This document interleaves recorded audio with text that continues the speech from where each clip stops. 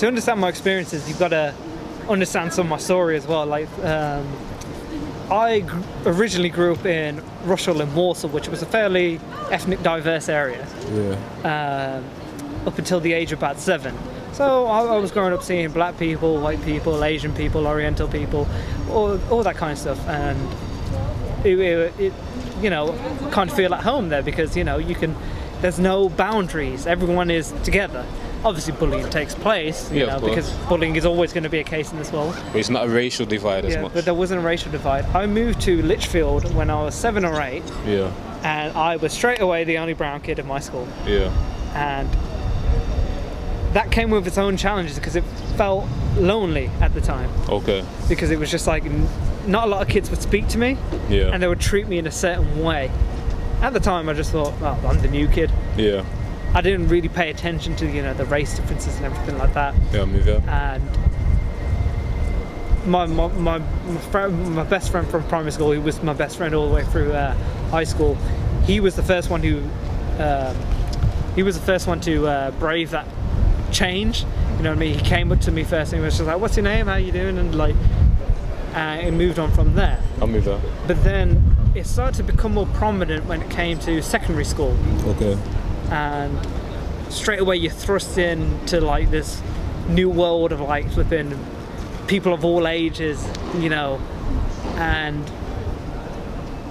me being idealistic as a kid. Well, I'll always be idealistic. You think of the best of everybody. And I remember my first day, I was selling cancer research badges. Yeah. And on your first day at school? My first day at school. And my first day at school, my mistake on my part, but hey ho, I wanted to do something good because it was it was something because we were all put into forms, and the form tutor was like, "Oh, we need someone to sell this," and I volunteered straight away.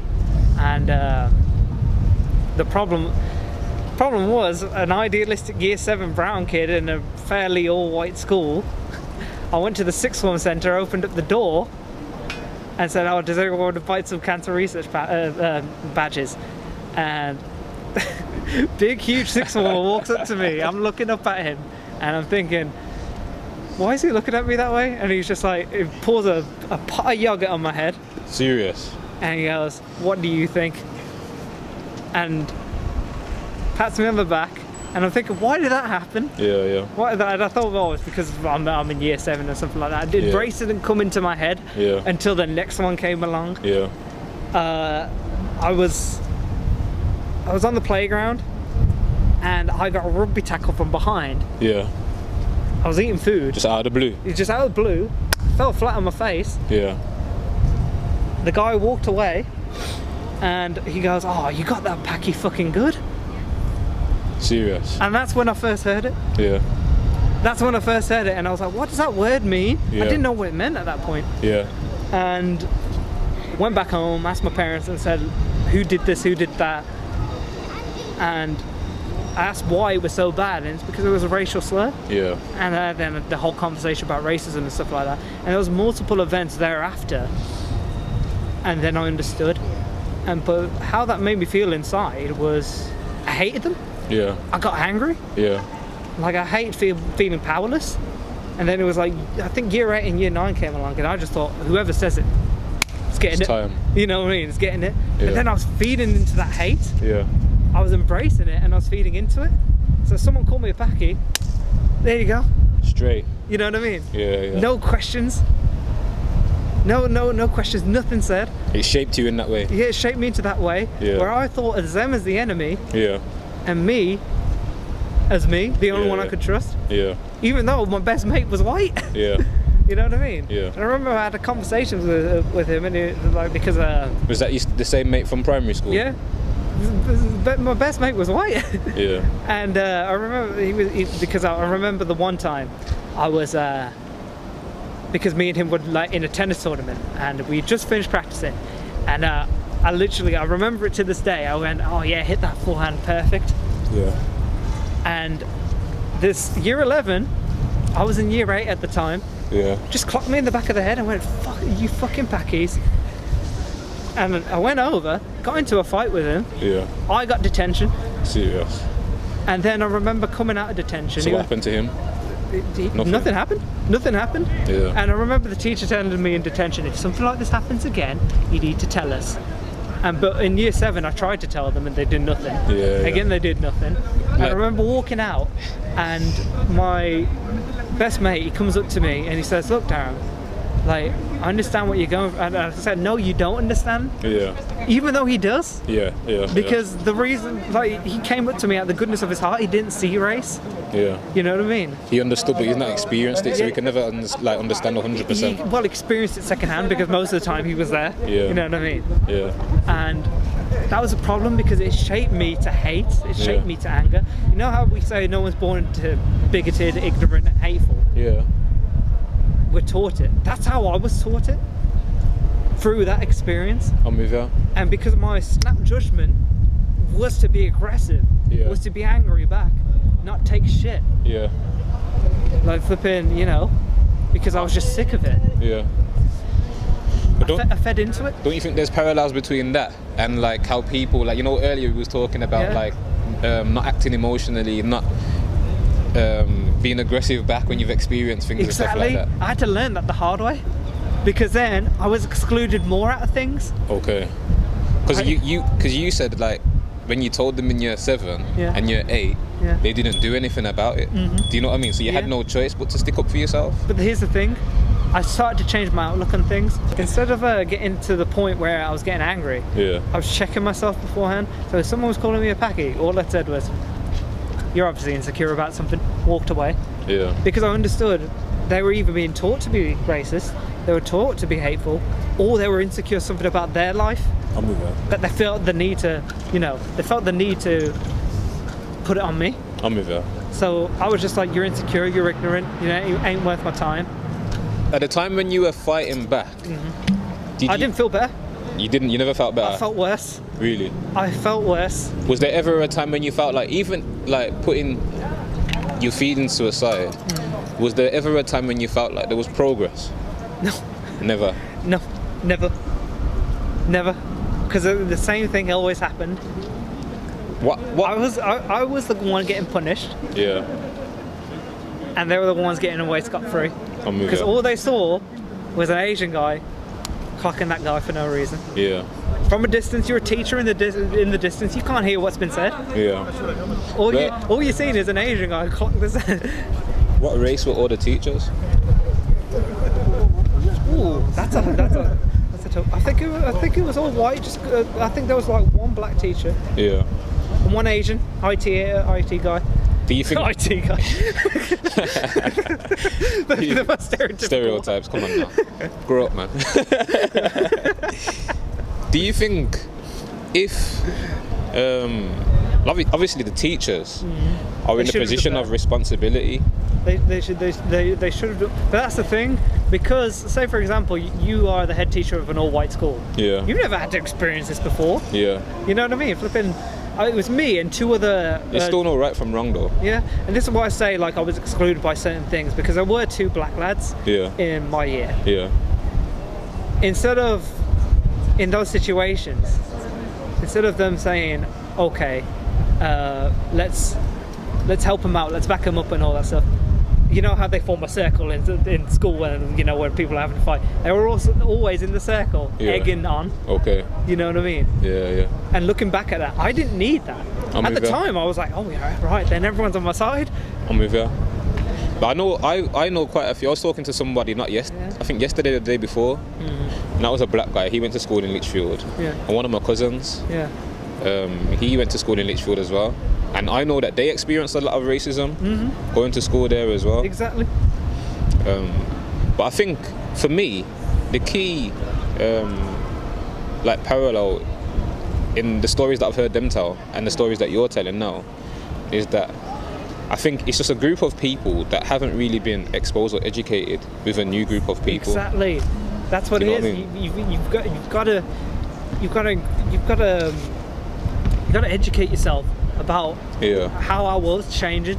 You know what I mean? We are in one of the most ethnically diverse countries in the world. Yeah, it's true. You know what I mean? It's almost like a flipping cookbook. You know what I mean? Of different ingredients. Yeah. You know what I mean? I don't know what we're cooking here, but What, in what ways do you think like your experiences, like in school, have shaped you now that you become an adult? I think they've taught me a very valuable lesson. You know what I mean? Like the valuable lesson of hate and anger don't solve anything. Okay. They really don't. On surface, they may look like impactful stuff. Yeah. Like, you know, like we're making a change here. You know what I'm saying? Like, yeah. But not really. It's shoddy foundations to build something upon. So don't you think that like you're kind of at a point of privilege, because given all of your past experiences, you've obviously been through the negative way and you found that it's not helped you. Now you can approach things in a different way, sorry. Like me personally, I've not experienced that much racism. So if somebody was to come and use like a derogatory term to me, I probably would react more emotionally. You know what I mean? Yeah.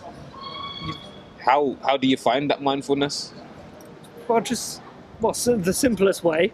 The simplest way, 10 minutes out of your day, start meditating. You build a calmer mindset then. Yeah. You build a mindset where you can just track exactly what you're doing at a time. And also, being empathetic and sympathetic wisdom is the intelligence that you've gained from experience, but not just from your experience, from the experience of others. If you could put yourself in someone's shoes, you can live out their experiences then. You can be like, okay, I understand now. It's almost like reading a storybook. You open it up, you go, okay, I understand why they're doing this. I know how the story goes. And when you're mindful enough, that's when you can teach people. Now, that person who's, say for example, walked down the street and said, "Oi, Paki boy," I could say, "Now, why do you think I'm Pakistani?"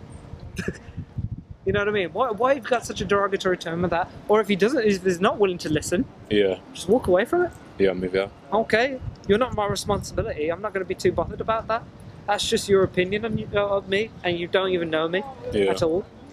You know what I mean? And when you come to that stage of mindfulness, then you can exact actual change. Then you can knock on number 10 Downing Street and say to Mr. Boris Johnson, in a logical, calm manner, you can say to Boris Johnson, look, we need to change this, we need to change that, we need to change this, because then your peaceful protests have got some oomph behind them, and finding solutions as well. A lot of people, they're looking at I remember talking to someone who was who supports Black Lives Matter and stuff like that. I was like, okay, what is your solution to all of this? He didn't have one. You've got to be able to give a solution. My solution is up police funding and up the education system as well, because obviously we're not being educated well. We're being taught to hate, we're being taught to being ignorant. And a lot of the teachings is happening in the home, though. Exactly. Well, yeah, that's the thing. But here's another problem. Both parents tend to work. So the family time that you can put into your child is very limited. I agree. And there's just a whole mess of problems that have converged into this, that have culminated into this outcome, where there's a systemic, there's a structural racism that is just entwined in our society. I'm with you. So you see, like as you got older, how did you cope with like carrying your experiences, like taking to working environments and stuff? I didn't. To put plainly, but I didn't. I've only learned realistically this mindset. There was seeds of this mindset when I left school, but they were never watered. Okay. Because as soon as I came into, I did voluntary work for the British Heart Foundation. Straight away they accepted me. There was no problem. I was a volunteer. They had to accept me. You know what I mean? But when I started my proper job in engineering, I just reverted back to what I was at school. Okay. In the first year at school, too idealistic, trusted everybody, told everybody everything. You know what I mean? And that played against me. And then there was the angry phase. You know what I mean? And where I was just like, you know what? Fuck these people. Excuse my language. Or forget these people. You know what I mean? I don't want to be here. I'm with that. And then there was a phase afterwards. I don't need to take this. And I could spend my time better somewhere else. I'm with that. Focusing on things that I want to focus on. Was there ever a time where you felt like you had to sacrifice yourself for the sake of making money? Oh yeah, Yeah. Flipping hell. Yeah, there was experience. Do you mind if I mention the workplace? You can talk about the workplace. I prefer if you don't say names. Yeah. But basically, like, we were in the workshop. I won't say exactly, but no, not the workshop. There was a tea room, and we were sitting there, and a fellow engineer and colleague saw a news article on the TV, because there's TVs in the tea rooms and stuff like that, and basically he was just saying "packy" over and over again, saying these packies, these packies, that, and I was getting really angry. Are you saying this in front of you as well? Yeah. And like I was getting really angry, and like my colleague, who was my supervisor at the time, saw me getting angry, and he was just like, keep on the level. And I was getting angry. Now again, this stems to my point where I feel like everyone's so exclusive with their own ethnicities, because there was actually, looking back on it now, there was a black guy in the room as well, and he didn't say anything either. I'm with you. And I remember jumping out of the tea room, like walking away, having the supervisor walk after me, right, and then having that engineer who was saying those racial slurs say, what's up with him? He's a good one. Like assuming, referring to you. Yeah, assuming I was a good packy. Yeah. You know what I mean? I walk out, and my supervisor at the time, he walks up to me and goes, "Dharam, just leave it, okay? It's all right." And I was like, "No, it's not all right. I'm going to tell the manager. I'm going to tell the manager. I'm going to tell the manager." He convinced me not to tell the manager to keep my job. I was only apprentice. Again, I'm at the bottom of the rung, as you like to say. I'm the bottom of the rung. Sorry to interrupt the conversation, boys. I didn't mean to be rude then. I keep a distance. I'm homeless at the moment. I know this is rude to approach, and that's all this. I was wondering, would you have any spare change? Yeah, sure. What's your name? Oh, brother, Simon. Simon, nice to meet you. Oh, mate, thank you so much. No worries. I'm about £4 for getting in somewhere, but you know what? 50 quid, I don't like. Yeah, I'll do you a double here. Oh, mate, you're a legend. Thank you so much. No worries, oh, bro, thank you. No problem, brother. Oh, guys, can I just say thank you so much? No worries, man. No, it's really good of you guys. Thank you so much. Stay safe, though, okay? Yeah, I will. Take care, my brother. Thanks to you. Hopefully, man, I'll be getting a shower tonight, right? So I know it is. Right? That's good. That's good. Thank you. Take care, brother. Yeah, so he convinced me not to say anything. Yeah.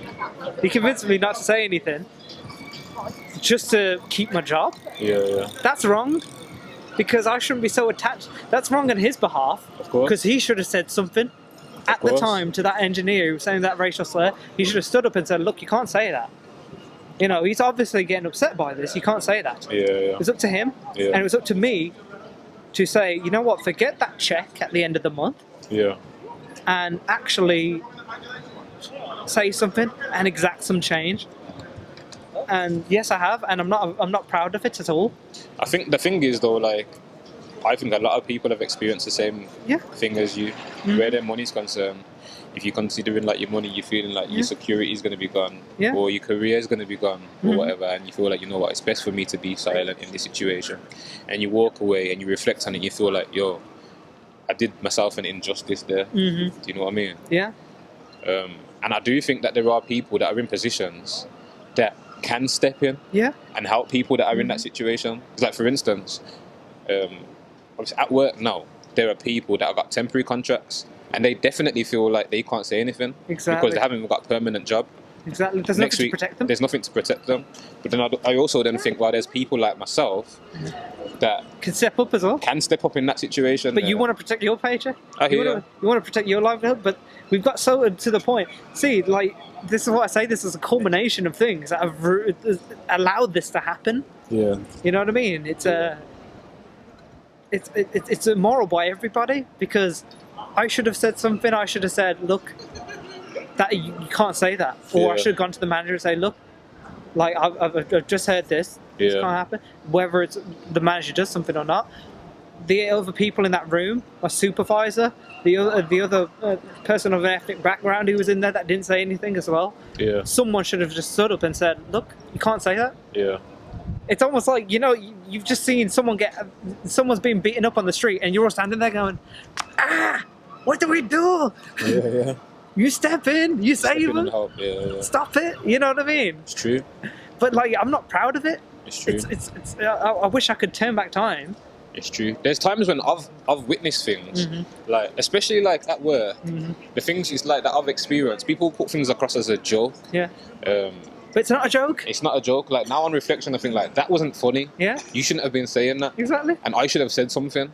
Do you know what I mean? Yeah, and then I'm equally. Then I feel like I'm equally as guilty as that person. Like you remember in the lift when during my last few weeks at the factory, we're going up, me, you, and two of our other colleagues. Yeah. And the one was another Asian. Okay. And he basically we're having a laugh with him and stuff like that.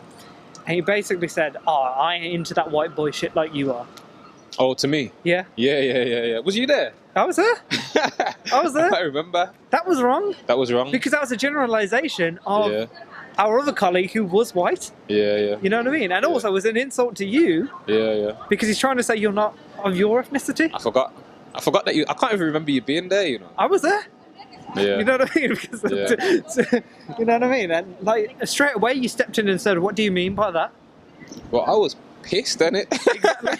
I was like, pissed. What do you mean? Well, at that time, I felt like, well, let me actually interrogate like what your genuine beliefs are, and I actually was just in shock at the fact that he said it in front of another white person as well. I was thinking to myself, like, it shows a lack of respect for everybody. For everyone, he just had a mad lack of respect there. You know what I mean? And then as soon as I challenged him on it, he wanted to backtrack a little bit. Then that's what happens when you challenge them. They just like, oh wait, hold up. Yeah, it's you know true. what I mean? It's true. And like I've had a number of people where I've gone, "What do you mean by that?" And they've backtracked. Like that friend of mine who said, "Oh, you're not like other Asian people." Yeah. You know what I mean? Yeah. Did you ever feel like there was any like racism that you experienced at work? Like, was it ever a motive? Oh yeah, it definitely was. Yeah. Definitely was. I've got to the state of my life. If you can't say anything positive to me, or if you're not feeding this positive energy around me, I don't need you in my life. Yeah. You know what I mean? I don't need this. I don't need this drama.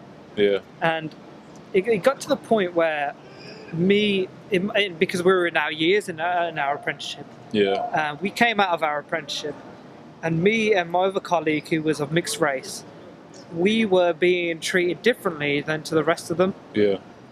And true, there were some other reasons behind it. Yeah. But it was vastly different. You know, a lot more was expected of us than the others. Yeah. Like, I remember the one time, this is where it really homed in on me. I didn't say this to anybody, but there was you. Yeah. Our senior engineer that was in the workshop. Yeah. And then our colleague who was in the same year as me. Yeah. Who was of white ethnicity. Yeah. And he was sitting down for most of the day. Okay.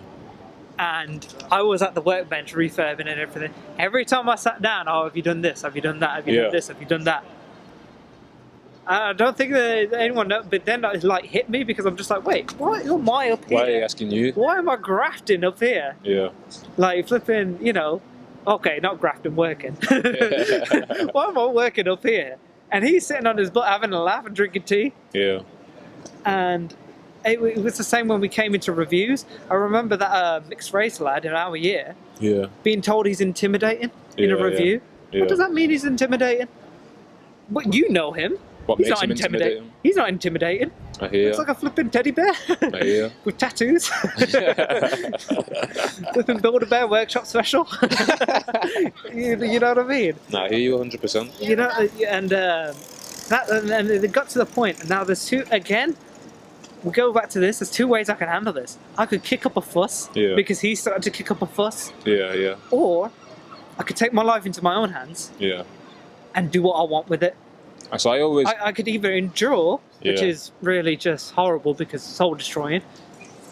You could kick up a fuss like he did, and then reap the consequences of it. Yeah, you know, feed into your anger and hate. Or you can take your life into your own hands and follow your true passions and believe in yourself and exact change in a different way. I'm with that. And embody the change you want to be in. I'm with that. You know what I mean? Like flipping, you said to me since I left. You've said to me since I left, people have nothing but good things to say about me. Yeah. Because I left in such a in such a calm way. You know what I mean? I didn't leave with any bad blood. I'm with you. I didn't even say anything to managers that would make them give me bad blood, even though the managers were themselves holding their own biases. Yeah, I agree.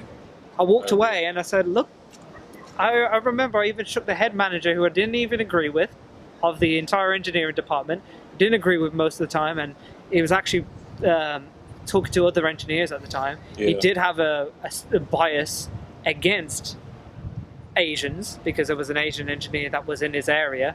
Yeah. He was managing certain areas where he did give a lot of, a lot of preferential treatment against him. Yeah. You know what I mean? Yeah. And I looked him in the eye, shook his hand, and I went, "Good luck." And he said the same to me, walked away. Again, that is breaking down the bias. Because if I would have done, "Oh yeah, fuck you," or "Forget you," or again, I'm just feeding a stereotype. Oh, Asian people have attitudes. You know, I always commended you for taking your life into your own hands. I wasn't sure how much like the racial side of things played a part. I know that like deep down you got your own passions and own things you want to achieve. It was one of the reasons. It was one of the reasons. Again, a lot of situations that we find ourselves in are a culmination of different reasons. Yeah, I agree. Like the situation at the moment with the systemic racism and everything like that. Yeah. Because it does exist. Yeah. I'm not going to be blind and say it doesn't exist. Yeah. Because, I'm trying to be optimistic and positive and say like, well, you can do whatever you want to do. Because you can. Because you can, yeah. But it does exist.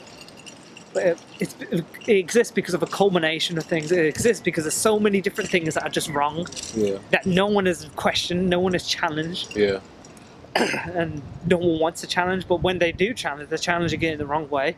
Challenge it with anger and hate back, but then you're just feeding into it more. I'm with that.